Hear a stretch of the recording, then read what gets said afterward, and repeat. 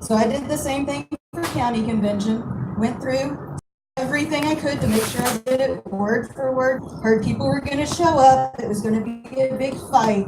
I got a call from a friend that morning who started at Travis County a few hours before us. And I was told it was pretty much a shitfest. So I get up to our county and I'm like, oh no, I know we're voting for different people. It's all going to be chaos. And we get in there and we're done before Travis County finishes their event. Nobody has fought with anybody and everybody's fine.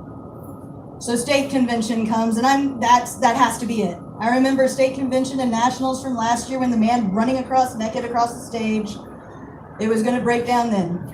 And then I remember seeing Mike on the Tippett's team and I was like, oh no, we're gonna fight. I don't wanna fight, I like Mike.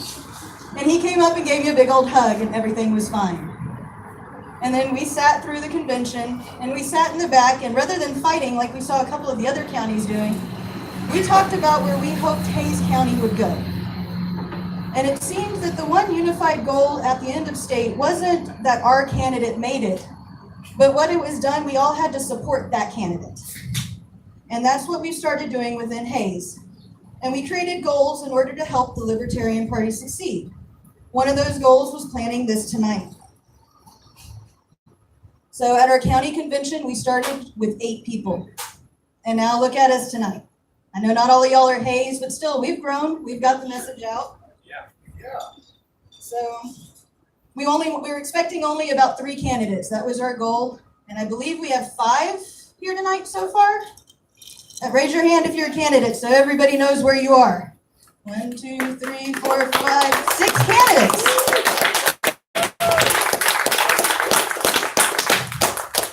So we weren't expecting to get any speakers. And here we have Dr. Mary Ruert. Where was she? There she is. Did I say it right? And Scott Horton. So media, we wanted one person here, and we have Seguin, wherever he is. The Seguin, right here. The Seguin Gazette will be doing something on us. So we were worried because the rain, we were worried about the 90% chance of rain that was supposed to happen this weekend, so we were hoping to have 50 people. I don't know how many people are here, but we've done pretty good considering the weather. So I'd say we're doing really good at achieving our goals.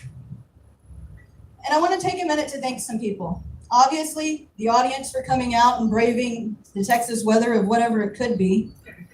The candidates and speakers for coming out from Houston and all the other places to make sure that this event could be taking off.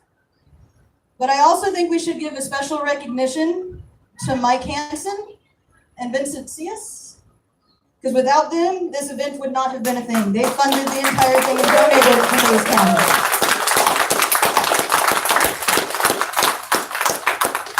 As far as where we're going, keep your eye out on the Hays County our Facebook page, because we have a few fundraisers we're planning. A decent sized party, so hopefully y'all can all make it. And so yeah, and a few other events. So thank y'all for coming out.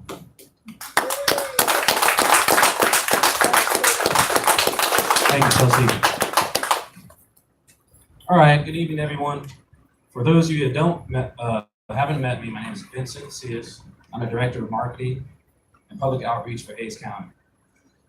But before I get started, I'd like to thank everyone, all the candidates, our guest speakers, and all of you that came out here, because without y'all, this wouldn't happen. So another round of applause for you guys. Before I knew what the LP was, and before I attended local meetings in surrounding counties, and before I participated as a delegate in our last state convention, I was introduced to a podcast by my brother-in-law and officer at large in the Libertarian Party of Comal County, Ivan Foster, wherever you're at. He's getting food downstairs. There you go. Better be. He's married to my sister. So. At the time, I couldn't articulate the political views that I felt so strongly about. Mainly, the first principle to direct me to the LP was non-interventionism, stopping perpetual wars in the military-industrial complex. All I knew was that none of these wars made sense to me.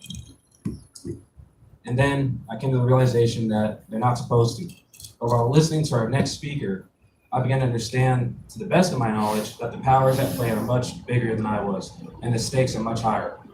Finally, I found a way to listen to the journalists, the politicians, the pundits, the lawyers, and experts on foreign policy and wartime law. Scott Horton has recorded more than 4,700 interviews since 2003. He has served on foreign policy advisor to LP candidates in 2004. During primary season 2007, Horton defended then presidential candidate Ron Paul for his criticisms on foreign intervention. In the same year, he also won Austin Chronicle's Best of Austin Award for his insight on the Iraq War. If you haven't listened to his podcast, The Scott Horton Show, please do. His new book, Fool's Errand, Time to End the War in Afghanistan, is out now, and it's available through him right here on your left. So please purchase the book on your way out. Everyone give a round of applause for Scott Horton, everyone. Thank you.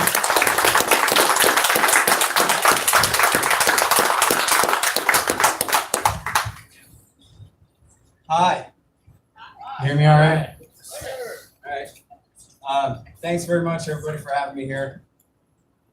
I guess I should have come up with a joke to start with. I have a joke, but it's not very good. Well, I didn't shave today because I figured you give a speech on a Saturday, you don't get a clean shave. But I did trim my nose hairs. So I hope you guys can tell from back there that kind room. All right, not very good. All right, so you're gonna probably not like some of what I have to say, but I think you'll like most of it. So I guess we'll start with that. Who here is a Ron Paul fan? This is easy. I'm trying to get y'all on my side here. Okay, so how many people found libertarianism because of Ron Paul? A few. Okay, and now of you guys, how many of you was it the Giuliani moment in 2007 and the fight about foreign policy in the Republican debate? Yeah, or half? All right, well, it's a small crowd. But anyway, y'all know the story. In fact, there's a great documentary about this called How Ron Paul Watered the Withered Tree of Liberty. And it sounds like, I don't know, am I really going to watch a documentary about the Ron Paul campaign of '08? How exciting could that be? But it's actually so good. And what it's all about is how it was that moment when Ron Paul fought Rudy Giuliani in the Republican debate over the cause of anti-American terrorism that woke up so many people who they could just tell, obviously, the sincerity of Ron Paul, that he would serve them up such a bitter pill, and they decided they would rather take it than spit it out. So, and it changed the world. Obviously, he didn't win. He could be on Ron's second term right now, but he didn't win. But he moved the ball forward for libertarianism and for the argument for non-interventionism in foreign affairs in America by a million miles. He really did so much to spread libertarianism really throughout the world. He made it famous in a way it really never had been before in that 2008 campaign. And it was the war that did it. And I think this goes to the important point about this myth. It's kind of a constant debate, right, inside the Libertarian Party about whether we should just run to teach people about libertarianism and be really radical, or whether we should try really hard to campaign to win. And I think this is such a false dichotomy and such a kind of a waste of time and energy in this debate. When, as Ron Paul showed, and again, I admit he didn't win, but you got to admit no one knew who he was before then at all. And he was just a member of the House of Representatives. But anyway, it was Ron Paul's radicalism that really woke everybody up. And Ron Paul was a radical all along, was reelected over and over and over again. And because people knew, first of all, that he always told the truth. And that whatever it was, if he was against it, he was completely against it and would brook no tolerance for opposition. And so when he ran for president, he ran on the war and he ran on the central bank, the Federal Reserve, and the boom-bust cycle that disrupts our economy so terribly every decade or so. And then he said, and we're going to entirely abolish the empire and bring all of the troops home from everywhere, and we're going to abolish the central bank and replace it with nothing. He took the furthest, most radical position. And now Ron Paul actually is a little bit conservative and deviationist from libertarianism on some issues, as you all probably know. But those aren't the things that won everybody over.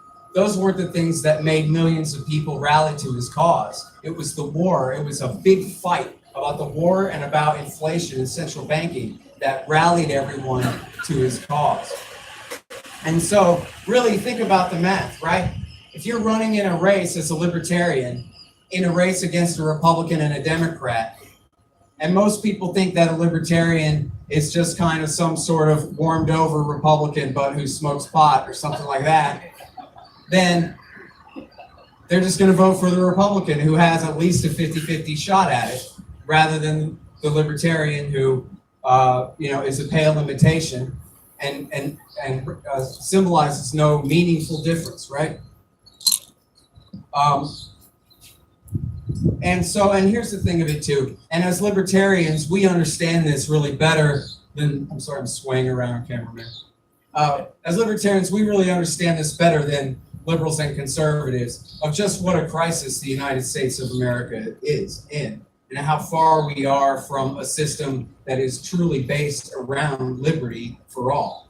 And it is a crisis, and the warfare state obviously is at the heart of it. And so it's at the heart of the permanent national emergency and the centralization of all power in DC, where all decisions get made further and further away from us and from our influence as citizens. And I'm not talking about you guys, obviously not, but the National Libertarian Party has been maybe worse than worthless on the topic of foreign policy in the 21st century. And it's a real shame too, because this is really our comparative advantage.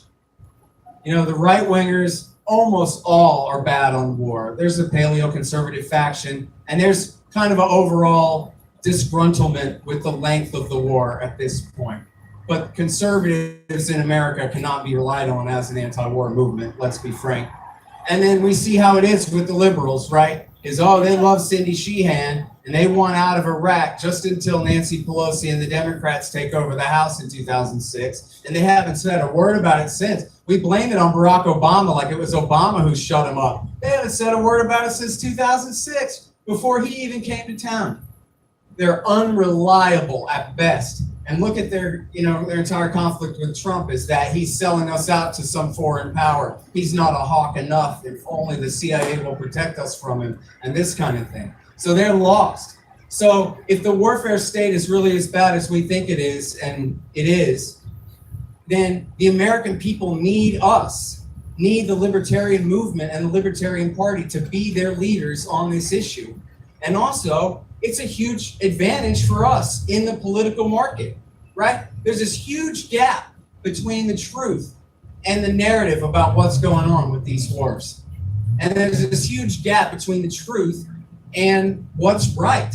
And so libertarians ought to be knocking them out of the park on this all day long. And another thing that's an advantage of ours is we're not lefties and we're not liberals, and so we don't talk like them. We don't remind people of 1960s era tie-dyed hippies and Jane Fonda treason and, give peace a chance.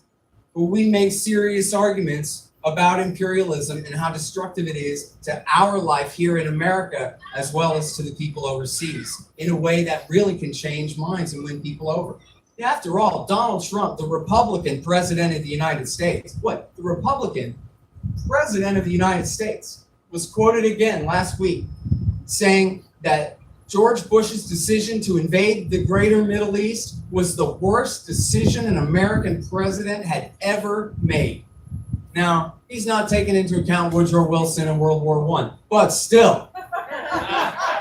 He's not attacking Bill Clinton. He's attacking the Republicans for what they have done. And he knows that his base agrees with that, right? So in other words, guys, our flank is covered. Our right flank is covered. I was talking with Josh over here earlier, and he was talking about how his friend, his anti-war friend, is a combat veteran, a wounded combat veteran who tries to teach his friends about the cycle of hate, how the war doesn't work. It just makes matters worse.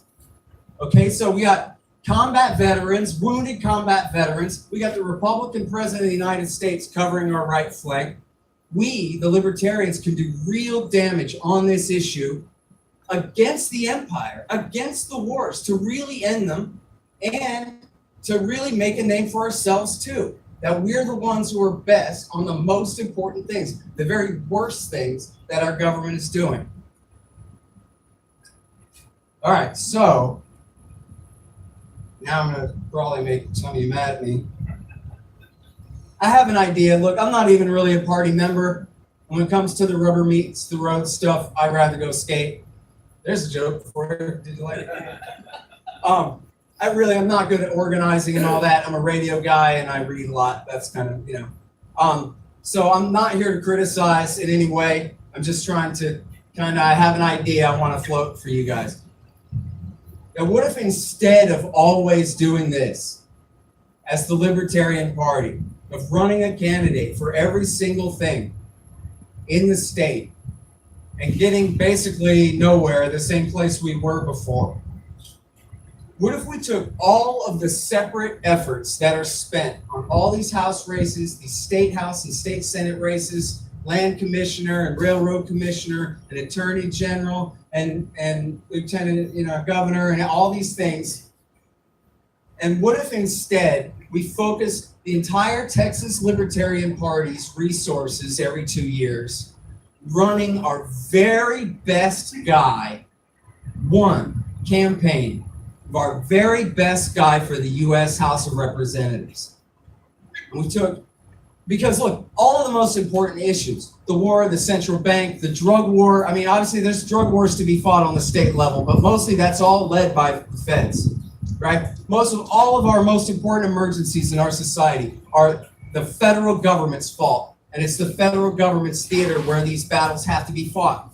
So what if we took all these resources, we had somebody who really knew, and I'm not the guy, but somebody who really could take a good measure of where is there a district that's really an open race? Maybe a Republican is retiring or is run out by scandal or something, and there's an open race. And where is it that we have a guy who's a really solid Ron Paul libertarian, who really knows his stuff, knows what he's talking about, really wants to do something about it, and really, like Ron Paul, has sincere, long-standing, good standing in the community that really could support him. And just imagine if we just had just one capital L libertarian in the U.S. House of Representatives to play that role that Ron Paul used to always play, to always vote no, to always stand up against them, to always give a great speech about liberty in the place of what these horrible people are trying to do. And maybe, just as a thought experiment, how about 2020, right? Not this time, sorry. Next time around, maybe just try to change things up a little bit and see if we could do something that could really make a mark and really get a hit. If you know what I mean. Because look, I think I might have already said this. We want to be free now in our lifetimes, right? We like recruiting new libertarians to our movement. We like recruiting new libertarians to the party. We like meeting together and drinking and having a good time and all these things.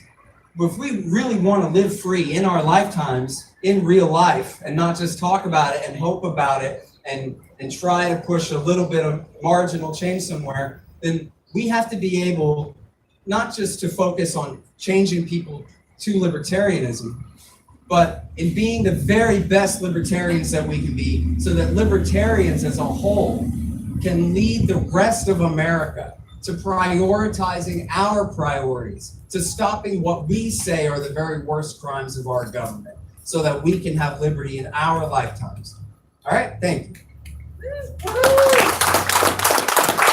The book is for sale over there. I wrote a book about Afghanistan. Ron Paul liked it, if anyone's interested. Thank you, Mitch. Thank you, everyone. Thank you, Scott. It's a great speech. Thank you. Everyone, Scott Horton, give him a round of applause. Also, another thanks to all of you guys for coming out. This is a great turnout. It's exactly what we expected. Also, thank the bartender. I want to thank AquaBrew for having us here. It's a great, beautiful venue. Make sure to tip your bartenders, all right? Bar's still open in case they want to drink some more. All right, this will be our first candidate, Matt Pena, okay? He's running for Texas Land Commissioner. I first heard of Matt at our last state convention. His professionalism and passion for liberty drew my attention. I'm not sure if he remembers me asking him 20 questions at the convention about his success as a libertarian in his local community of San Antonio. I couldn't help but find out more about his route to politics. He told me something I'll never forget, that we need more libertarians to run for offices, large and small, to direct the pathway and build infrastructure for local candidates. And that's true, for us to have a pathway for future libertarians to be kind of grandfathered in to the positions of power and to really make change, like Scott Horton was saying. So what this told me was that the road to office could be a lonely road, but also rewarding. To Matt and all the other candidates running tonight, thank you for building the infrastructure and creating the pathway for future candidates alike. Thank you. I was impressed by Matt's resume as a graduate of Churchill High School and his MA in political science, all while working full-time. Matt Pena is a long-term resident of District 9 and is eager to share his plans for the future of the next Texas Land Commissioner. He loves his home city of San Antonio and embraces all of the culture, especially the Alamo. Matt has lived in Texas his whole life, and now let's help him make a difference. Matt Pena, everyone.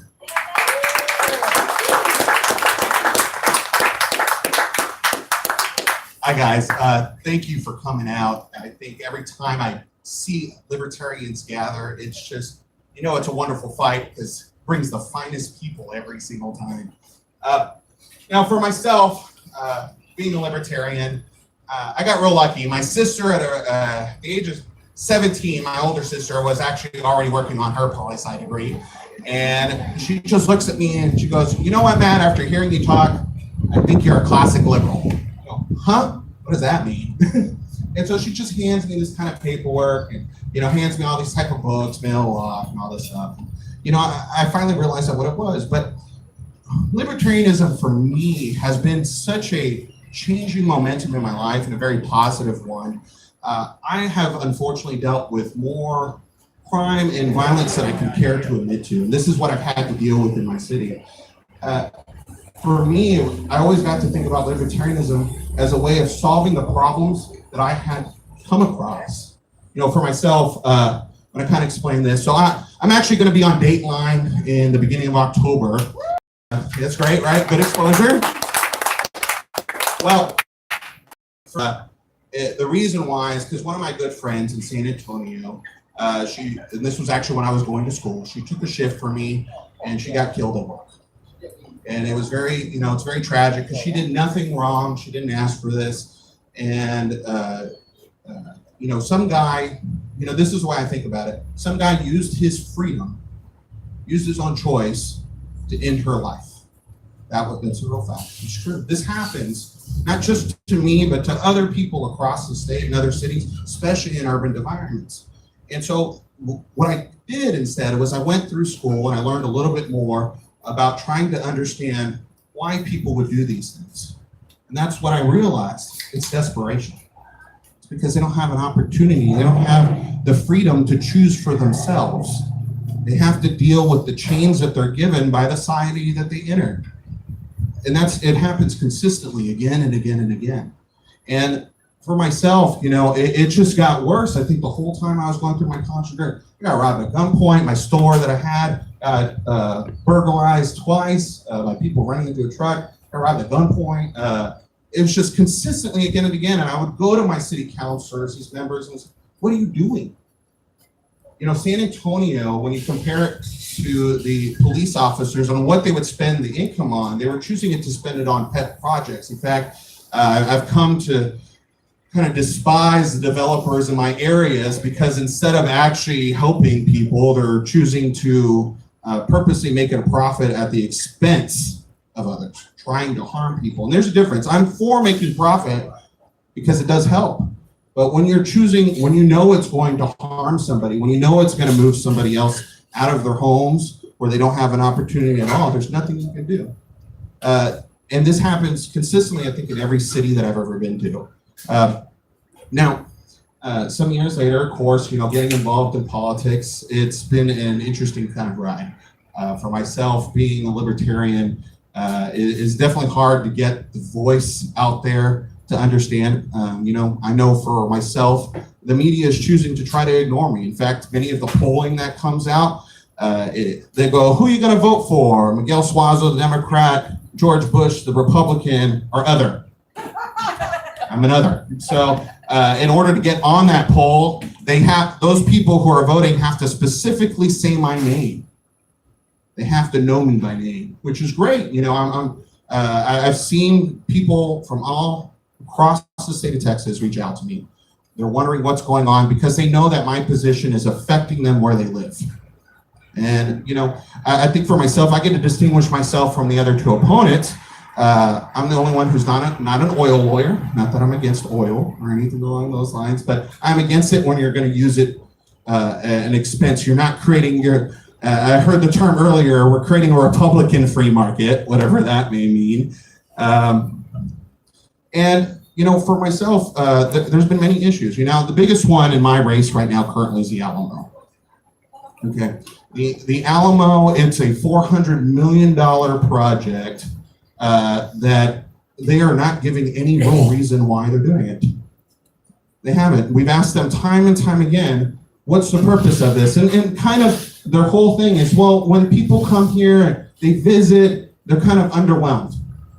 Like, yes, but that doesn't justify spending $400 million on something that nobody in the city is really wanting, and people across the state of Texas don't want. So we can look at it from kind of the Republican point of view. So I tell them, it's like, okay, look, we have traditions here in the state of Texas. One of the biggest ones is the Battle Flowers Parade.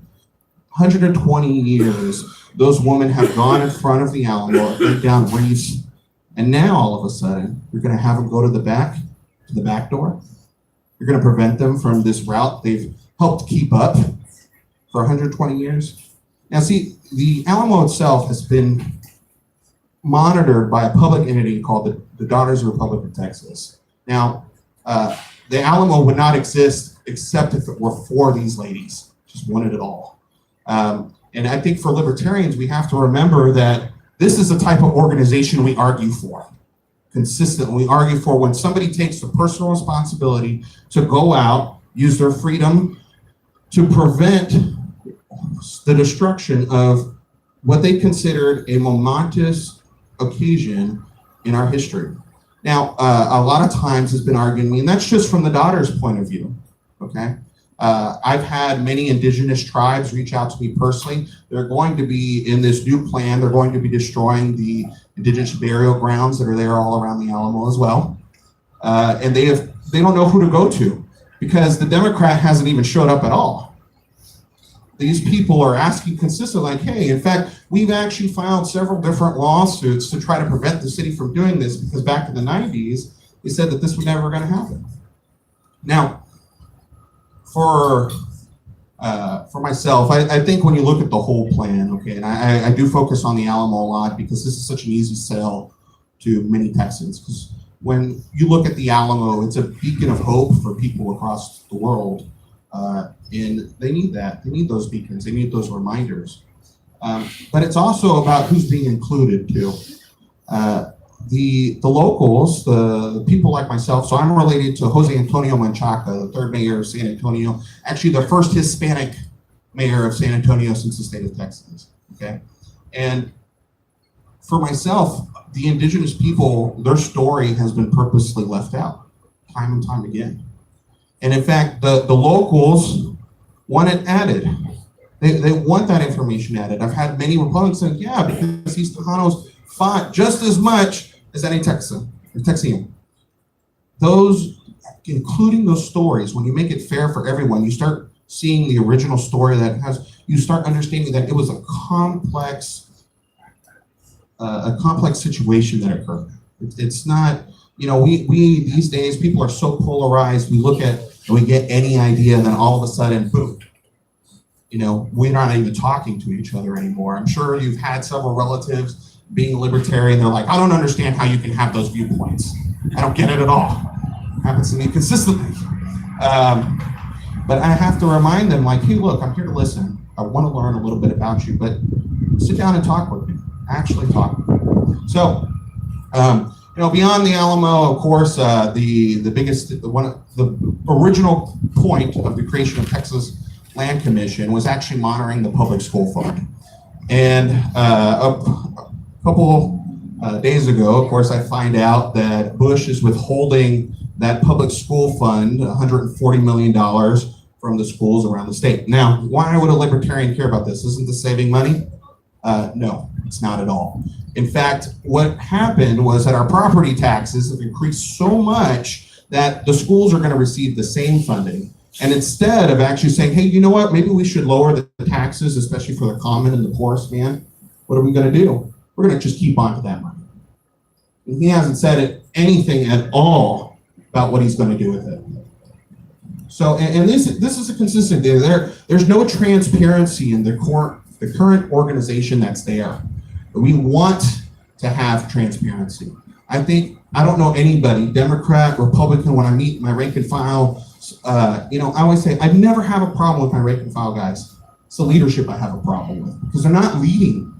They are purposely not leading. They are dividing the American people right now.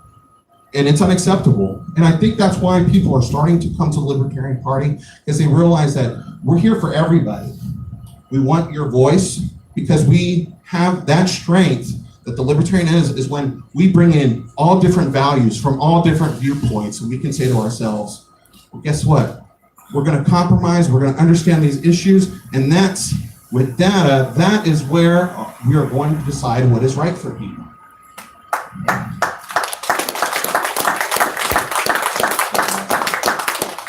And so for myself, it's that data that when you realize what people need and you meet them, this is why I encourage libertarians, get out in your community as much as you can. I got to do something that was very phenomenal this last year. I became the first libertarian in San Antonio that was appointed to one of our city boards. So I'm very excited about that because now and the best part is I got to represent the consumer in the board. That's all I represent are consumers. And for myself, it's easy because for them, they always split it up. Well, here's a Democrat view, here's a Republican view. But now going as libertarian, I get to go, no, this is what's best. So I got to keep Uber and Lyft inside the city of San Antonio because I was the one arguing for those guys.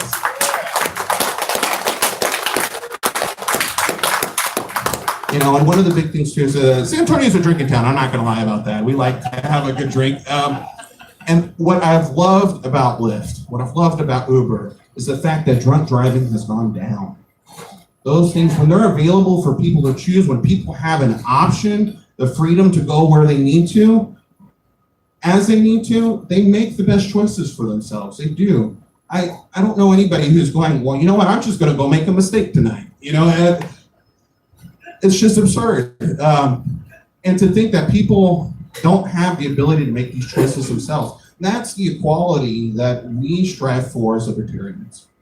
We strive consistently to bring that fairness, to understand that it's not you representative, who makes the best decisions for me. It's me.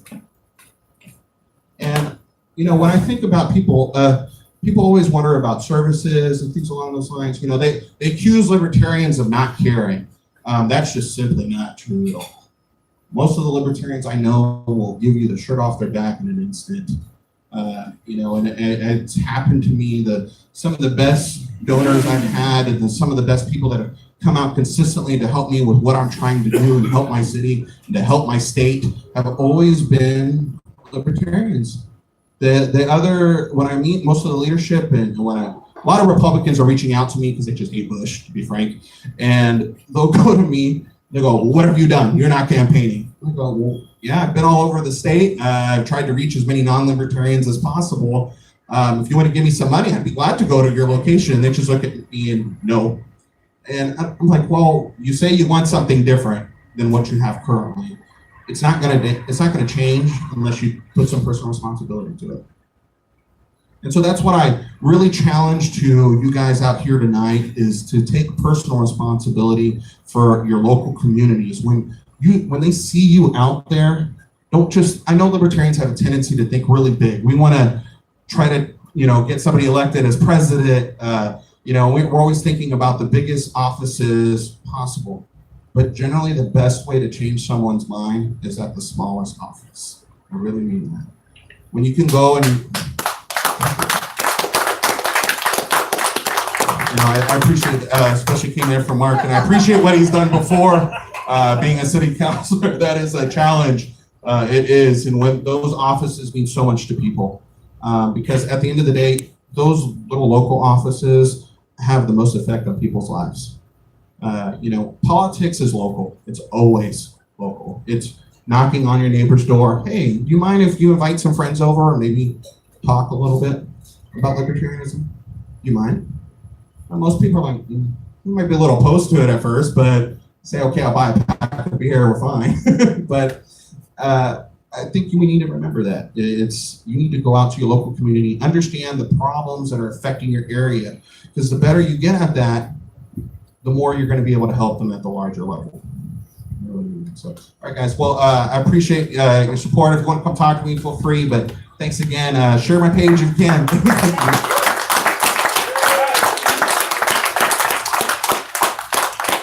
Thank you, Matt Pena. I'm going to introduce our vice chair, Michael Hansen. He's done a lot for our community and a lot for our LPAs. So, everyone, Mike Hansen. Thank you, everyone. I would like to introduce a good friend of mine. All of you may know her, or many of you may know her, Mary Ruart. She's going to introduce Mark. Mark. Excuse me. Well, thank you, Michael. Can everyone hear me? It sounds a little weak here. Okay, good. I'm going to introduce Mark, but I wanted to really acknowledge all the candidates here tonight by telling a very short story of something that happened to me when I ran as a candidate, because I want you to recognize how much good you're really doing. And sometimes when we run as candidates, we don't see it. So my first race was in 1983 for City Commission. And it was supposed to be a nonpartisan race, but the Libertarian Party decided we would run a slate of candidates, because that's how it was done, a slate.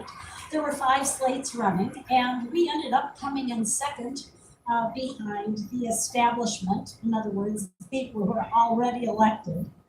But what happened during that race was that the media thought they could really destroy our campaign by telling everyone we were libertarians, and nobody knew what that meant, because we were the first candidates that had ever run in that area. So we spent all of our time explaining what a libertarian was, and we were pretty well trained, so we were pretty principled in our answers. And of course, like I said, we didn't win, but we didn't lose either. And the reason I know that is because shortly thereafter, the City Commission, which had just been reelected, decided they were going to have this big boondoggle in Kalamazoo where they would reroute all the trains, and really it was going to be the biggest bond issue that the city had ever seen. I went to a meeting along with some other libertarians who were against this project because, of course, it involved eminent domain as well as taxes. And while we were standing there, in our little libertarian group, one of the people who was going to be affected by the eminent domain grab came up to me, and before he said a word, he put $200 in cash in my hand. That was a huge amount of money back then, before inflation, And he said, Dr. Ruart, I know your employer, Upjohn, is going to benefit by this eminent domain. But Dr. Ruart, you are a libertarian, so I know you're on my side. And what's going to happen is you're going to try to take the bicycle shop that my brother and I have built up over the years by eminent domain for this rail consolidation. So please take this money and fight for us. And I was pretty shocked because he gave me the money before he even got my commitment. But we did fight.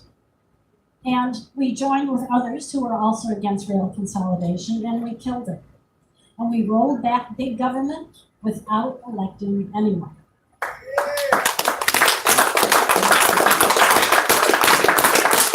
I want to share that story with you because when we go out and we talk about our principles, people like it. They want to hear about somebody who has integrity. They want to hear about somebody who doesn't want to steal their hard-earned money through taxes. They want to hear that somebody's going to stand up for them if the government comes knocking and wants to take their land by eminent domain. You know, we could actually be the Ghostbusters of the that you call when the government comes knocking at your door if we tell people what we really stand for.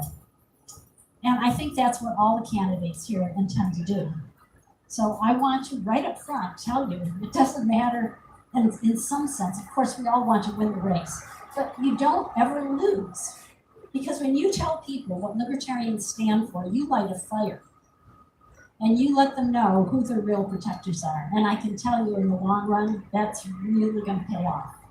So I just wanted to share that story because I think everyone who runs as a libertarian should understand how important it is when you get out there and you talk to people and when you share our principles. So don't think that your vote total is the only thing that matters, because we can roll back big government without electing anyone, and we can do it when we elect people too. So we can have it both ways.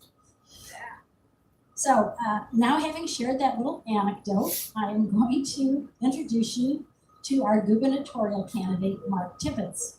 And I could say a lot about Mark, but I'm going to share with you the things that really excite me about his candidacy. First of all, I really like that he actually served on the city council in Lago Vista, because I think it's great when our candidates can say, yeah, I've served before. And I really like it that he ran another race in 2010 for Travis County Judge, because this isn't his first rodeo in terms of actually running for office. And of course, as you know, our top of the ticket and our statewide candidates really have our ballot access in their hands, because we need to get a certain vote total for our gubernatorial candidate or our statewide candidates in order to retain ballot access. Now, I don't know how many of you were involved in the last ballot access drive. I know I was involved in several in Michigan, but it's something we don't want to have to do. So we really want to work hard for our candidates so they get those vote totals. And I think Mark's got a very good chance of doing it. One of the things I really like about him is he really straddles both the US and Mexico. He's bilingual. He's a consultant for businesses who want to have property or business in Latin America or Mexico. And we need that right now because we have a president who's trying to make an enemy out of our southern neighbor and saying that we have to build this wall. Well, I don't know if you're aware of this, but in Texas, most of the border is actually owned by private individuals. In some of the other states where the wall is proposed, a lot of it is government land. What this means is that for a wall to come and be put in Texas, there's going to have to be an eminent domain land grab. And this is not something, obviously, that we want as libertarians. And it's not something the owners of those properties want either. And of course, we all know as libertarians that the county sheriffs, really have the power to oust the feds when they're doing something obnoxious like that. But if we don't have a governor in place who's going to support the sheriffs, that's going to be a really difficult decision for some of them. But if we had Mark Tibbetts for governor, he would support Texas sovereignty. He would support the sheriffs that pushed back when the feds came knocking. And that would make a big, big difference.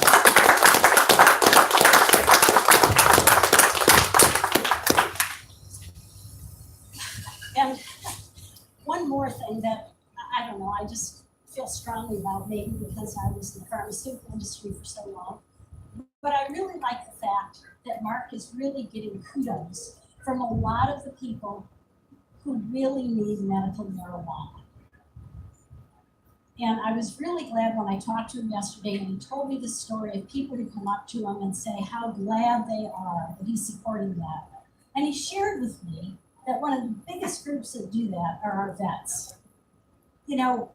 We have these people volunteering to go lay down their lives for us. And even though I don't believe in the wars, and I know most of you here don't either, I don't want to support the war, but I do want to support the troops, especially when they're making these sacrifices, thinking it's on our behalf, and they come home and they're traumatized emotionally, physically, in all kinds of ways by what they've seen over there. And then we say, oh, this drug will help your problems here, your depression, your post-traumatic stress disorder, but we're not going to give it to you. We're not going to allow you to have it. I mean, I think that's just so tragic. So I think it's great that Mark is standing up for that. And I really think it's great that the people who need it, medical marijuana, are recognizing how important that issue is. So I'm going to stop talking about Mark and let him tell you about himself. Mark Tippins, our candidate for governor.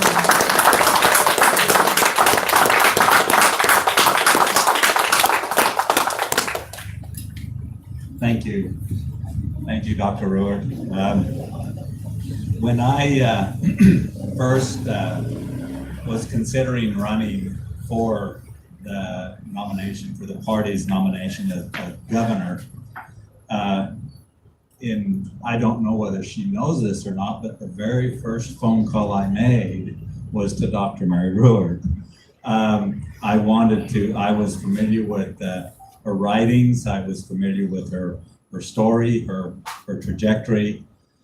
And so I've had a lot of good advice from a lot of good people along the way. One of the questions that I was asked over and over and over again is, how long have you been a libertarian? Because a lot of people, a lot of the younger people that they really did not know who is Mark Tippins. So that they would ask me, how long have you been a libertarian? And I would scratch my head and I said, I've been a libertarian since before the Libertarian Party even existed. Being libertarian is a way of life. It's the way I was raised. And they would ask me, so did you read all the books? Did you read this book? Did you read that book? And I'll confess to you something here. I haven't read any of them other than some of Dr. Ruhr's stuff. But to be honest with you, Ayn Rand, all the greats, I have not read them. I am a libertarian from birth. My father served in World War II, and he served actually under Sleuth McCain and John McCain's father. And I know a lot of people aren't very fans of that, but, and I would ask my father how he did what he did. And he would say, he would say, we did what we had to do to defend our freedom, to defend our families, to defend our country, but above all, to defend our liberties. And he would insist that every single one of his children, that we had to fight for our liberties from the moment we got up, with every breath, with every deal we made, with every dollar we spent, we had to fight for our liberties. And I was quite curious, and I asked him, I said, why are you so insistent on this? And keep in mind that this was before the Libertarian Party even existed. And he said, it's very simple. He says, if you do not fight with every breath for your liberties, it's like your breath that you breathe, that you exist. When you stop breathing, you will die. When you stop fighting for your liberties, they will be taken from you. So you fight with your last breath. And I'd like to believe that my father fought with his last breath. He left us 2 years ago, and he did fight with his last breath, fighting for liberty.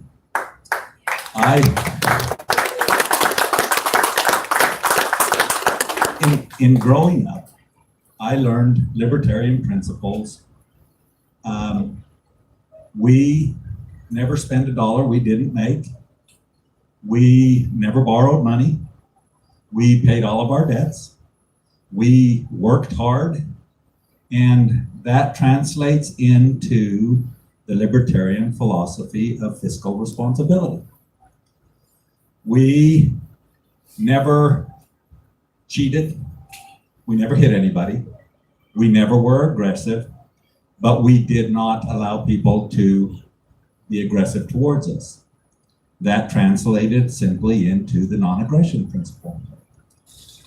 We didn't care what you did so long as it didn't affect me, so long as it didn't hurt anybody else. We didn't care what your religion was, what your race, color, creed, sexual orientation was. That translates into social tolerance of the libertarian belief. That's just basic, plain, simple principles of how I was raised. So that's why I was able to say that I was a libertarian before libertarianism even existed. I had my father was a very spiritual man. The most prized possessions he has, fortunately, I inherited that same desire, was his family, his children, and his grandchildren. He had many, more than I care to tell you, but I have 6 children and 7 grandchildren.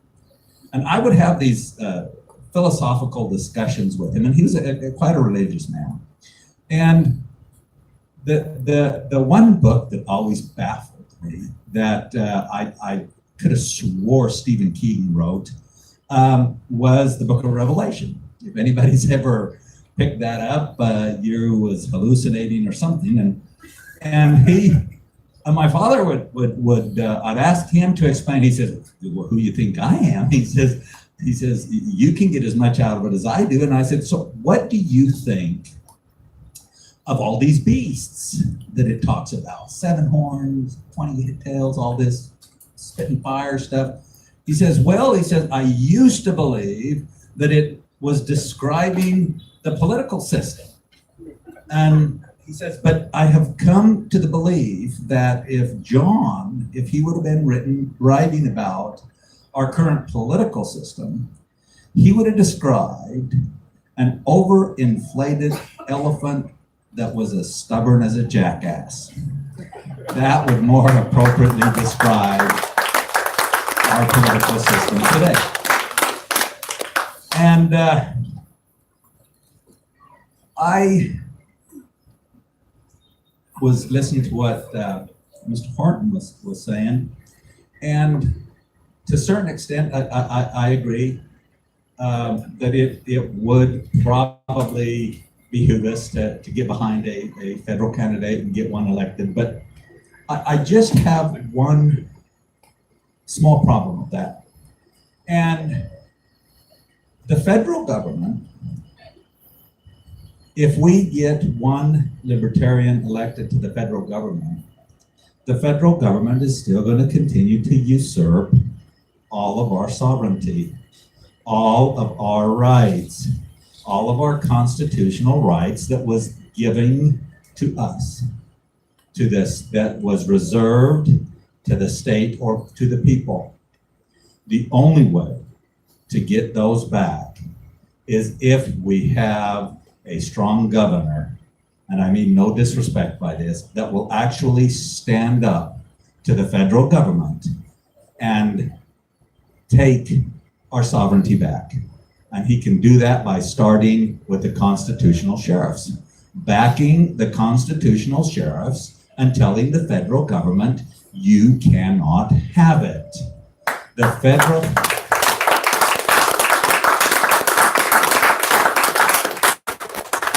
federal government, I do agree with my father, is a beast. It's a huge beast that it doesn't matter who is serving it. It is a beast that it must feed on its food, and its food is power. Its food is usurping our power. And if we do not stand up for the sovereignty of Texas and take back what has been usurped by the federal government and say, look, is what Texas signed up for is this. You've crossed that line, we want it back. I was asked to, I was actually given the privilege of recording a 2-minute spot that will be aired on October 13th, the last day of registration. It will be aired, I'm assuming, throughout Texas. And it's a 2-minute spot. And if you'll bear with me 2 minutes, I'd like to share it with you. And in all fairness, a lot of the ideas and bullet points were jotted down by my wife. I kind of put it in a little bit order, but she pretty much jotted them down because she said, I better not wing it, I better have something written down, so that, especially when you're being timed by 2 minutes. And I'll read the whole thing real quick. And it says, hello, my name is Mark Tippett. I'm the Libertarian candidate for governor, and I'm here to tell you that this November, it is time. It is time to allow Texans the right to seek alternative medical relief. It is time to stop filling our prisons for the simple use of a plant. It is time to end the costly war on drugs. It is time to stand up to the federal government and defend Texas sovereignty. It is time to say no to Trump's wall. It is time to stop government cronyism of picking winners and losers. It is time to eliminate the property tax that enslaves us to perpetually paying rent. It is time that you keep your hard-earned money. My statements are bold, but it is time for a bold governor. I am Mark Tippett. I'm on your ballot. I'm on your side. Hola, mi nombre es Mark Tippett. Soy el candidato libertario para gobernador y estoy aquí para decirles que ya es hora. Es hora de permitir a los tejanos el derecho de buscar ayuda médica alterna. Es hora de dejar de llenar nuestras prisiones por el simple uso de una planta. Es hora de terminar la guerra costosa contra las drogas. Es hora de enfrentar al gobierno federal y defender la soberanía de Texas. Es hora de decir no al muro de Trump. Es hora de terminar con el subsidio empresarial y el amiguismo. Es hora de eliminar el impuesto a la propiedad que nos esclaviza a pagar renta perpetuamente. Es hora que tú mantengas el dinero que con muchos esfuerzos ganaste. Mis declaraciones son audaces, pero es hora de tener un gobernador audaz. Soy Mark Tippett, estoy en tu boleta y estoy de tu lado. Thank you very much.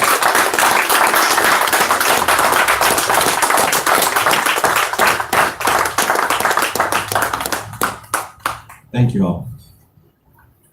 It's me again. So this next speaker I met at one of the libertarian conventions back when I was still working for the Glasses. And since then I've started working for him as the comm director. Neil Dykeman, libertarian candidate for Senate. He's had a few interviews on TV in spite of all of this trouble we've been having getting speaking spots. And he's doing really good out in West Texas, surprisingly, where the competition's from. The Texas Tribune has basically called him a wild card this election, saying that his numbers could sway the election one way or the other. As a sixth-generation Texan, he's in touch with Texans. As a serial entrepreneur and venture capitalist, building his first company in his 20s, and since then has created not one, but 7 other successful businesses, he has shown he knows what it takes to create jobs where it counts, in the private sector, not false government jobs that go away the next election. And he's running for his 2 daughters. So as a father and a family man, he knows how important it is to look at the future.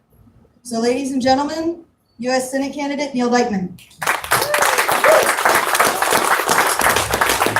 Well, there went every single one of my talking points, so I guess I'm going to have to come up with a new stump speech on the fly here.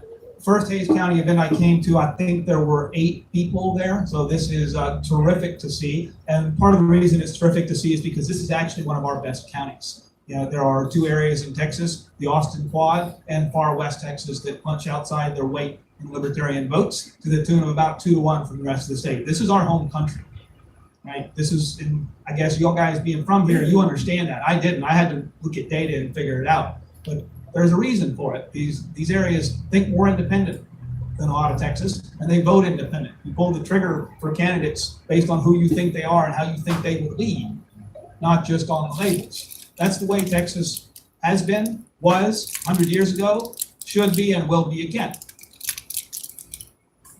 As I said, my name is Neil Dykeman, and I am running for the United States Senate. And I am running because I have a 3-year-old and a 5-year-old. It's Clara and Gwen.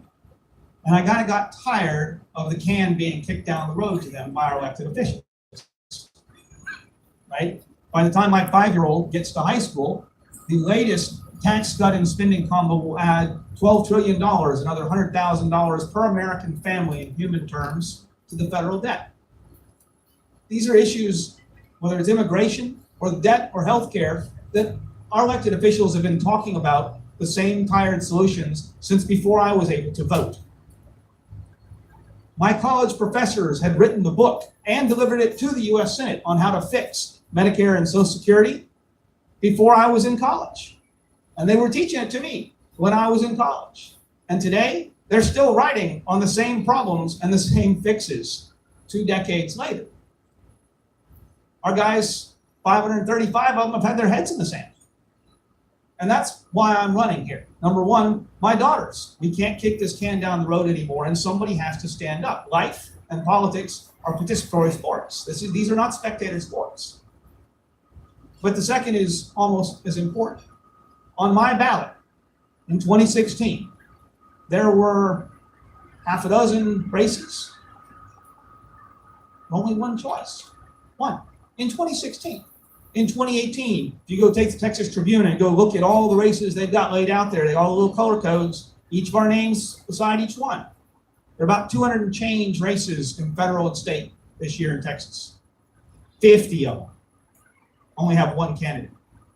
Another 13, that's 1 out of 4. Well, it would be 1 out of 3 without the Libertarian Party. Guys, there should never be a race with only one choice. Worse, most of those guys ran unopposed in their primaries.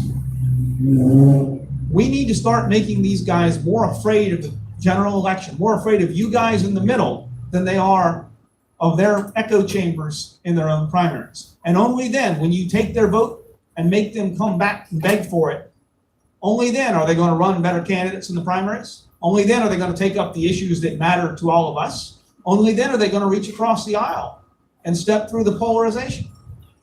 That's what we're doing this year. You know, liberty in our lifetime is not my thing. I'm a startup guy. 2 years, 36 months, I get them launched. I don't wait my lifetime for anything. And I'm not intending to wait my lifetime to have an impact to the Libertarian Party. So we started this race trying to figure out, what are we going to do to have an impact? Well, in 5 years, they're not going to remember my name. You're not going to remember my name. But I do hope you remember the impact. This year so far, we got the Texas Tribune to state on record, this is Texas's best and biggest independent media source when it comes to politics, that the Libertarian candidate was going to affect the race. Never in the history of the Libertarian Party in Texas has a media source ever claimed a Libertarian candidate is going to affect the statewide race. Ever. That's what put us on Capitol tonight, on Thursday night before the debate, to talk about the exact same thing. How are we impacting this race? And then in that debate stage, the sitting Republican senator for Texas, the runner-up for the presidential nomination, called himself a libertarian because I have him rattled.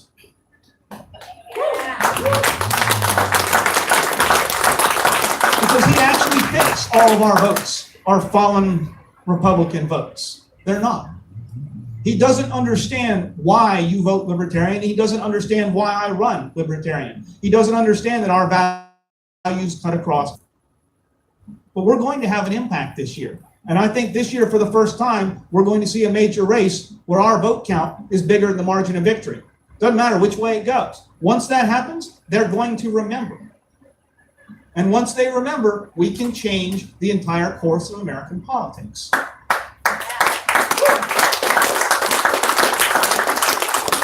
But that's not where it stops. I'd like to talk to you about my theory of one, right? So everything good that has happened in my campaign has been one person, and usually not me. We are running a college tour at about 15, 20 colleges this year. We were at University of St. Thomas, Lone Star, and Texas Wesleyan last week. Monday, we're at UTSA talking to an NAACP group. Then we're at South Texas. I've got other candidates coming with me. Mark Tippett is coming with me. Mike Wright. Yeah, all these other guys are coming with me. We are going on this tour. That's one guy. That's one of my volunteers who called up and said, what can I do to help? I said, hell if I know. I've never run a campaign before, but I need to talk to college students. Can you get me some? He's like, sure, how do I do that? I said, I'll send you a list of colleges, see what you can do. And the names just started stacking up. It's cold calling. He's doing the hard work, just him, one guy. The campaign comics. How many of y'all have actually seen my campaign comics online? Right? That's one person. That's my treasurer who shows up one day to a meeting to talk about filling out my financial forms and shows me a comic that she's made.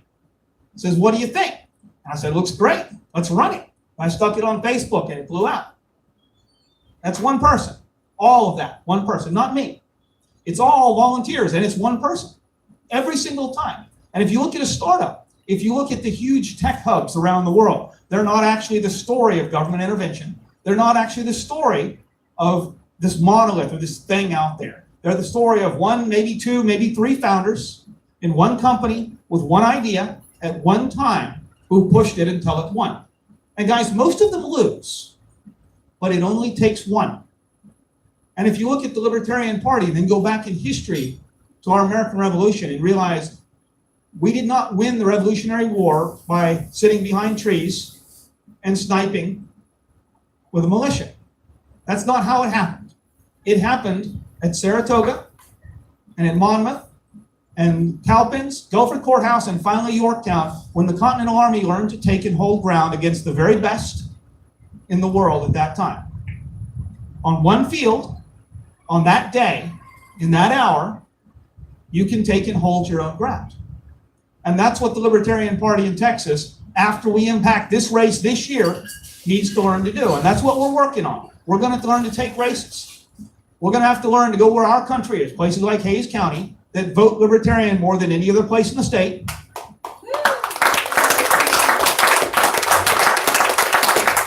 But aren't currently running a slate of candidates. And we need to take and hold ground here. This isn't a money thing. This isn't about how much money a candidate can raise.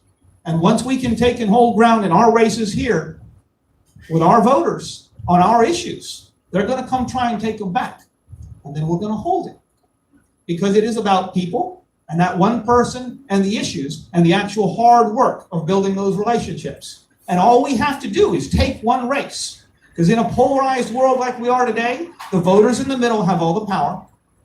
And when you put one guy in that county courthouse, one woman in that state house, one person in the U.S. Senate, in a polarized world, that's the person with all the swing, with all the lever, with all the power. That's how we're going to change the world. Somebody told me when I started this that the Prohibition Party did not actually have to win a lot of elections in order to change the Constitution. And that's the way we need to think about it. We only have to do this once, but we have to do it once.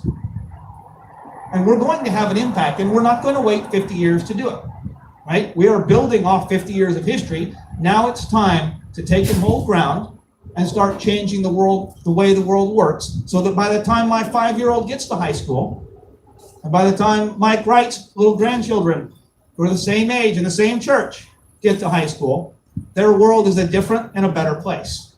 That's why we're doing this. Thank you very much. I'm Neil Dyson, running for the United States Senate.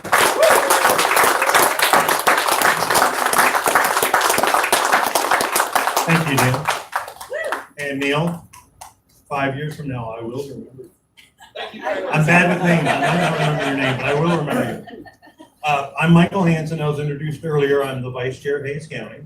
And I want to thank everybody that came out tonight. I want to thank you for your time. I want to thank the candidates for what they've done. There's a couple of things I'd like to speak to you all about just in brief, and then we're going to open up the floor to some of the other candidates that have not had a chance to speak. I'm going to talk to you about your voice. All of us have a right to free speech. We have a right to our vote. I want you to carry this message with you to others that talk about this election. We commonly hear of selecting the lesser of two evils. This isn't the truth, though. We have a right to our voice, and your vote is your voice. You don't have to choose the lesser of two evils. Next time somebody talks to you about this, convey that to them. Make sure they understand that the more voices that are raised, the more votes that are in opposition to the two-party system, the more likely other people are going to hear that voice. The other thing I want to talk to you about a little bit about is campaigns. Each of these people that have spoken tonight, and there's a few others that are up here to speak again, they don't run their campaigns on hopes and dreams. They do, but they run it on money. Contemplate donations to these people. Make sure that you consider that as your evening goes on, as the days go by. Go out, find their web pages, make some donations to them. It doesn't matter if it's $20 or if it's $500. Reach out, give them some money. These signs that you see over here, these hats, these shirts, bumper stickers, they have to be paid for. They need this cash flow to advance their campaign and represent you so that they can be part of that voice that you raise. So with that, I would like to introduce the other candidates that have not spoken. Would you like to start, Mr. Wright?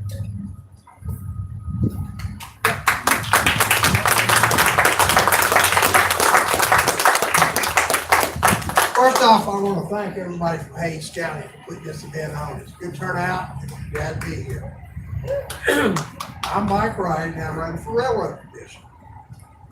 I have taken a very different approach to this election. First off, I've thought about being a libertarian all my life. I vote for the best candidate. I never vote straight party or anything else. Neil Lightman, who I was his first employer, asked me to run. And 10 months ago, I agreed to run. And Neil and the Libertarian Party looked at my resume and looked at all the offices that hadn't been filled and decided I would be the best candidate for Railroad Commission. So I've been studying what the Railroad Commission does. By the way, it has nothing to do with railroads. And one of the things I found is the Railroad Commission meets once a month, roughly. They have a 400-item agenda, and they start promptly at 9:30, and they finish between 11:45 and 11:35. Now, that is not much oversight, folks. On top of that, they vote 3-0 on 99% plus of the items, and 2-1 on the other 1%. I'm retired and I've got the time to spend working full time if necessary to make sure there's oversight. The next big issue is water. Fracking is involved in 95% of the drilled wells nowadays. And it's growing, but typically a well takes between 1 and 2 million gallons of water. Some wells take over 25 million gallons. They can recycle a lot of that water, and in production, they generate a lot more water, which also can be saved.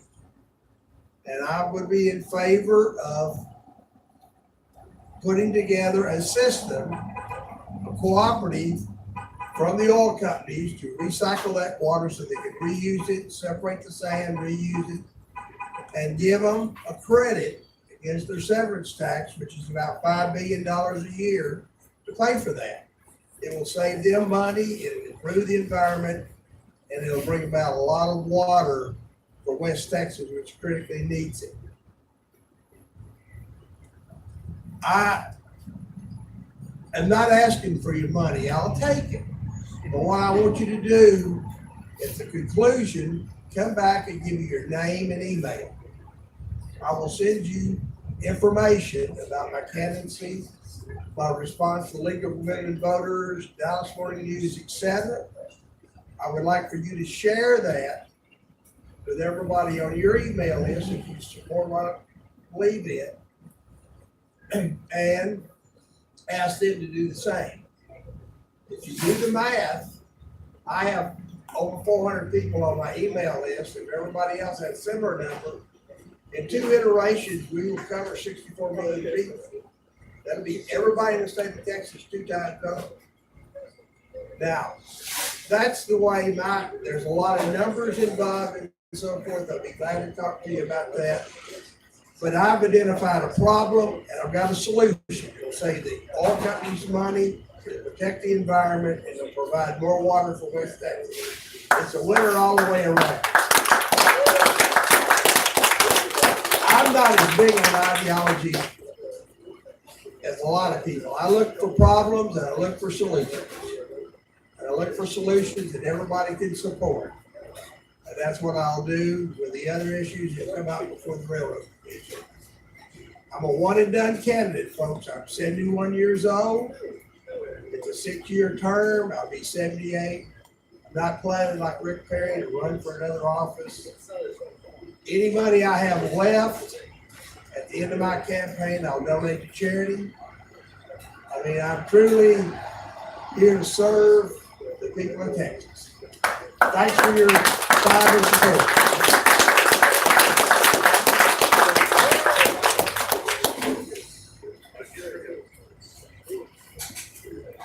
Everyone, I'd like to introduce Anthony Christo. Leave it on, leave it on.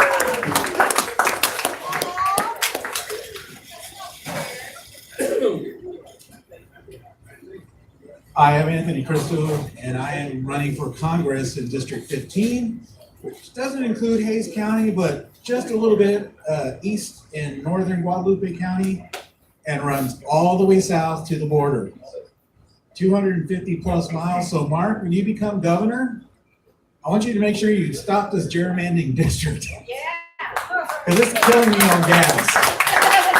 But it's worth it.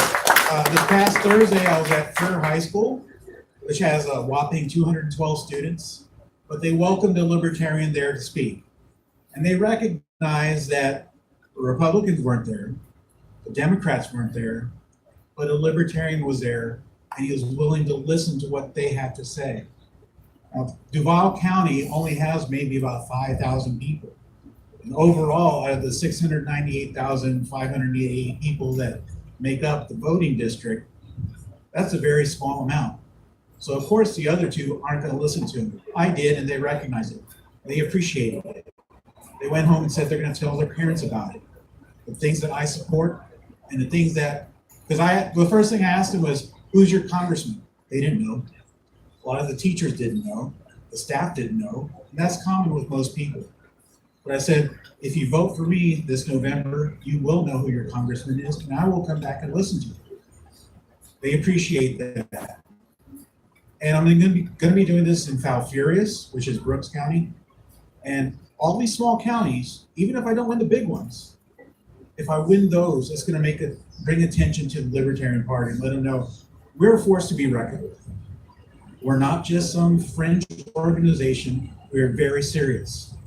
The reason why I'm running is I'm a veteran, and I have post-traumatic stress disorder.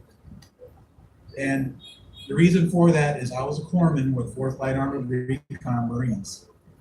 And part of my duty when I was stationed at Bethesda was to be on suicide watch with a lot of these men that came back in pieces, both physically and emotionally.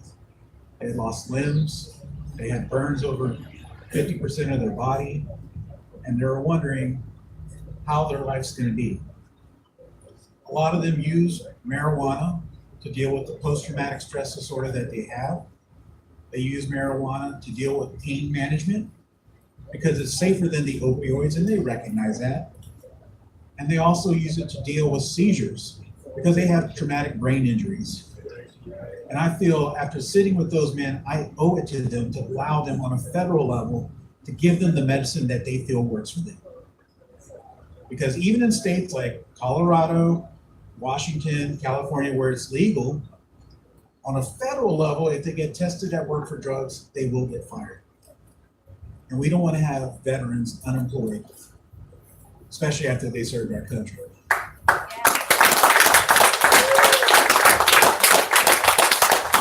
If you notice, my shirt says RGV with the marijuana. It's because most of my district is in the Rio Grande Valley. One thing I've learned also, and Neil basically broached the subject too, is the border issue and deportation.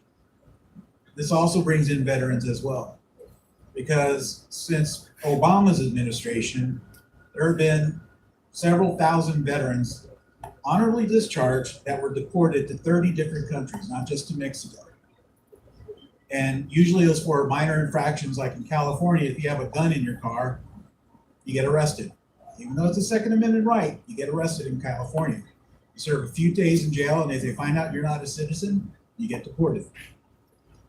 Now, I don't know about you, but I think if you've earned the right to be buried at Fort Sam Houston, at Arlington National Cemetery, if you've earned the right to be buried on U.S. soil, you damn sure should have the right to be living on U.S. soil. Not to mention, in the Rio Grande Valley, after speaking to some of these people, many of them are citizens, and they tell me about how their friends, their relatives are getting deported, and they are citizens. Because under ICE, you're automatically assumed guilty until proven innocent. They say that, well, you're not a citizen, so you don't get the same rights as an American who's innocent until proven guilty. Sometimes they're able to prove their citizenship while they're in detention, but they shouldn't be detained that long. Sometimes for several weeks, sometimes for several months. Some of them get deported. And then once they're deported, then they have to start proving through the American consulate that they are citizens and come back. I thought this was a myth, but the people down there are telling me this does happen. Not as often as you would think, but it does happen. And that's something that we do need to rectify with their immigration reform.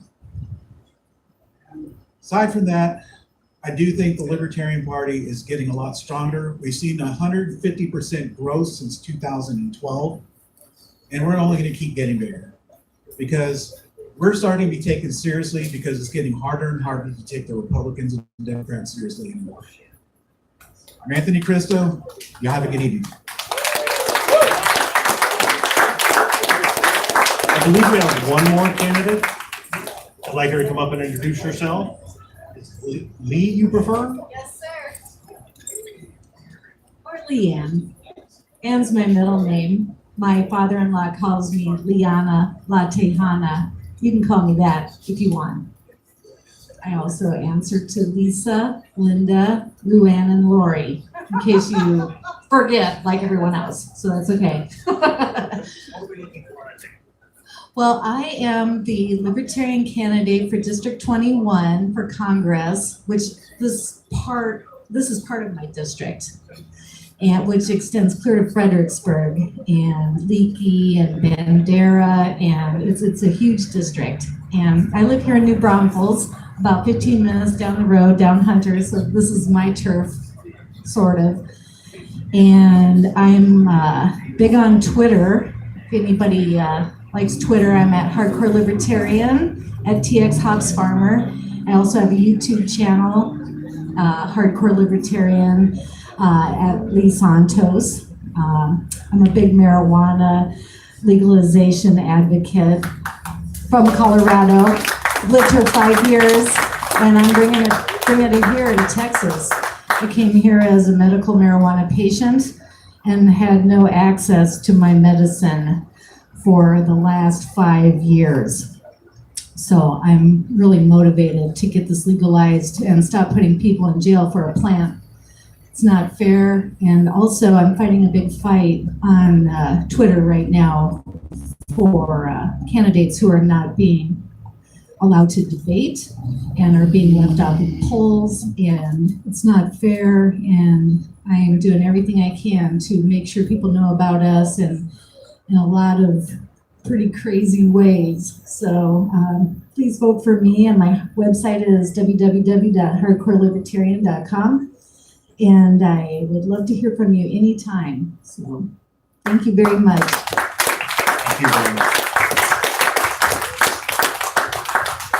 Oh, we have one more candidate that'd like to speak. Please, come on up. What is your name, sir? Clark Patterson. Nice to meet you, Mr. Patterson. Here you go. Yes, I'm Clark Patterson. I'm running for Congress here in District 35. Lloyd Doggett is the incumbent, of course.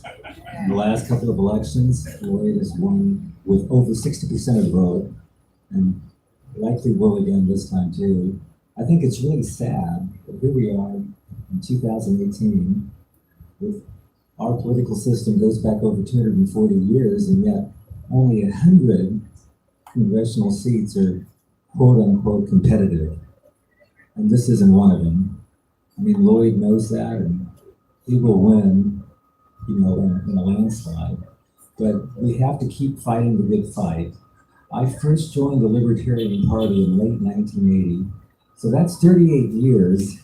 And unfortunately, it's very depressing. Now, I've not been active all those 38 years, honestly, but I've been keeping up with politics really for, well, probably over 40 years now, and things are not really good right now, are they?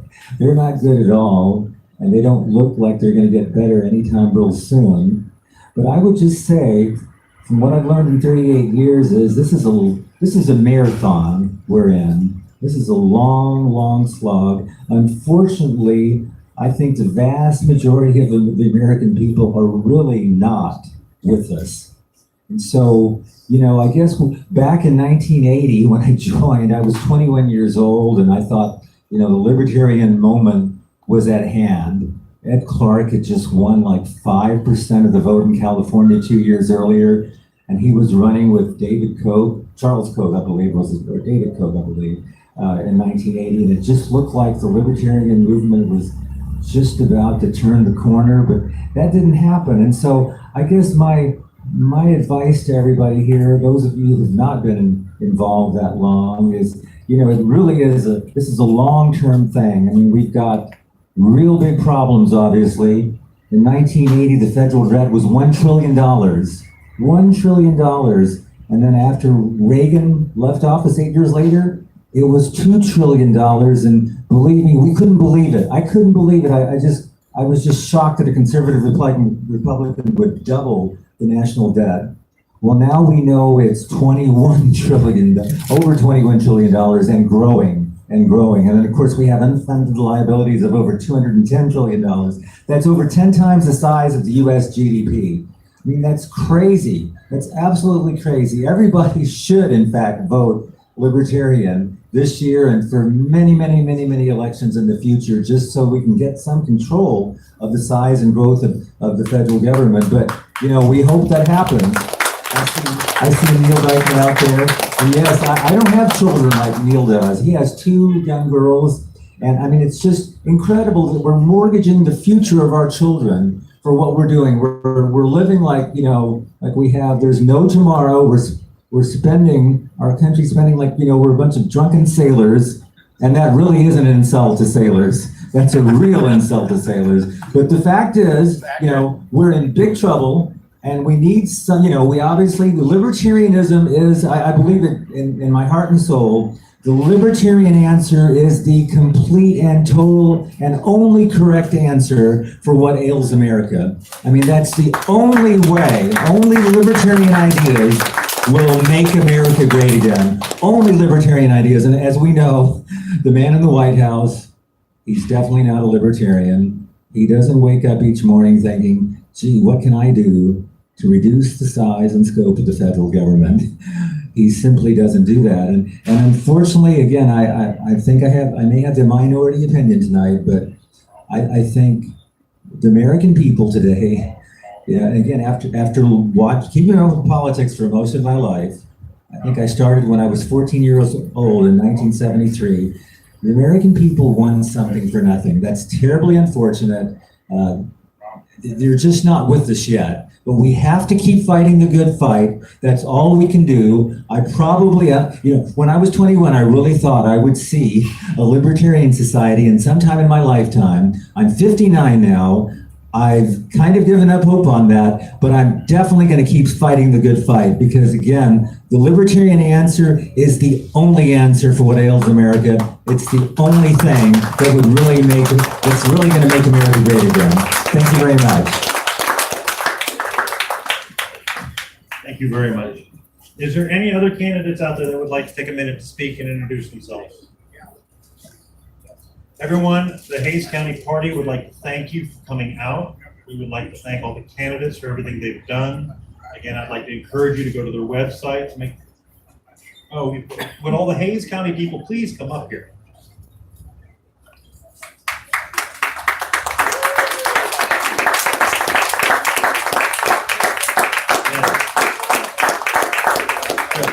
Yes, we're all thanking you for everything that you guys have done. And we're proud to be a part of the Hays County, to be able to accomplish a lot of these things together. So, Everybody, we have the venue till another 45 minutes, an hour, so please mingle, enjoy yourself, talk to the candidates, and drink some more beer, and enjoy yourselves. Thank you all for coming out tonight, all right? Thank you.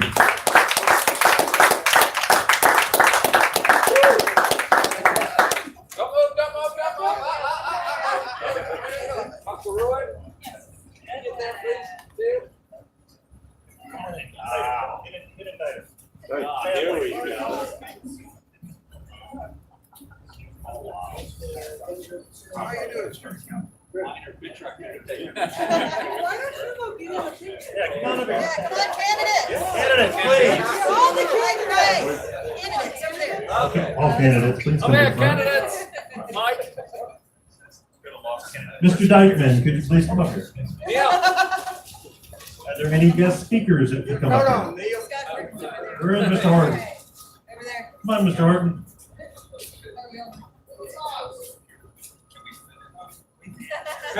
Are we in tight enough? Do we need to get tighter? Dr. Rourke, got you. Come on, right here.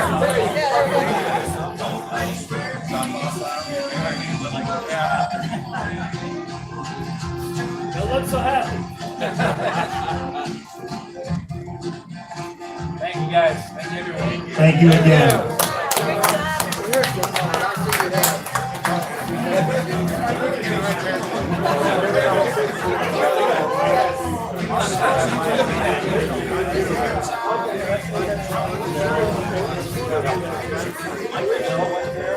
Thank you for recording, but I was rushing.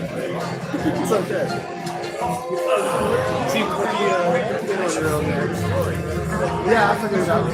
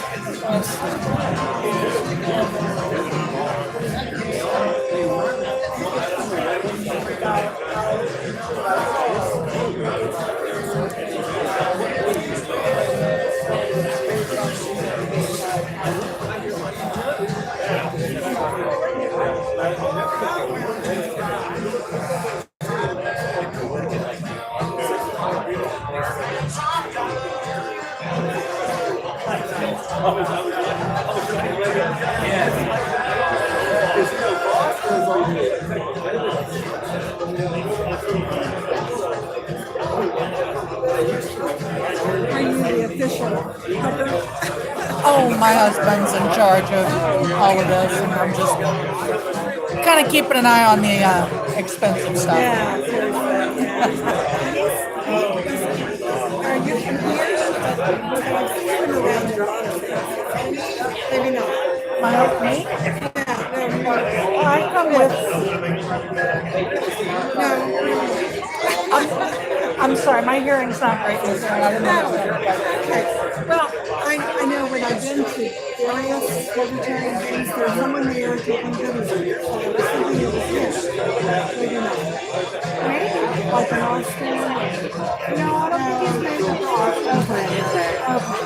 Okay. but around here, another media person.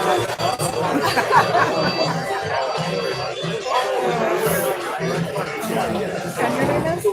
My name is Doris Wright. I'm Karma. Nice to meet you. That's pretty name. Thank you. They're hippies. So you were born under Well, it took me a while to figure out that they really didn't get to complain about what an obnoxious teenager I was. They were asking for it. Karma. I love it.